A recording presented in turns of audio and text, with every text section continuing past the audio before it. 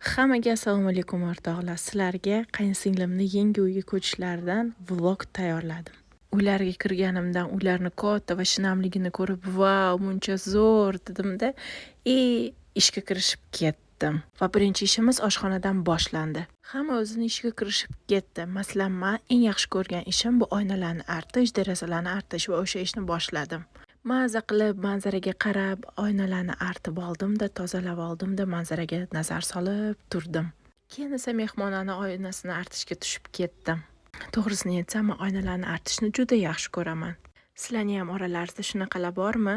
Qani kommentariyada yozib ketinglar-chi. Oynalarni artib olganimdan keyin mehmonxonaga kiritilgan hamma sumkalarni oldimda yotoqxonalarga olib tashladim. Maryamim har doim meni dumim. Bu uyga ko'chganlarida hamma chimodanlar, sumkalarni o'zi ham hammasini mehmonxonaga kiritib qo'yganlar. Maryamni qaranglar, oynalarni artib turibdi.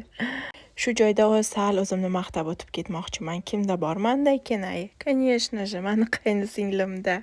Mayli, ko'p o'zimni maqtamay, biz qaynsinglim bilan opa-singildek bo'lib ketganmiz. Bir-birimizni juda podдержка qilamiz. Videoda ko'rib turganlaringizdek, yotoqxonani ham tozalab bo'ldik. Navbat kiyimlarni shkafga joylashga. Qaynsinglim kiyimlarni shkafga joylashni boshladilar.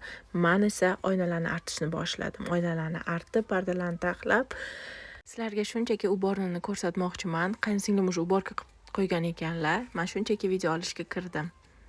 Qornimiz och qolganini bilib, qaynsinglimning erjonlari bizga KFCda mana shunaqa vkusnyashkalar olib kelibdilar. Vau, maza deb sizlarga ko'rsatib, maqtanib yeyishni boshladim.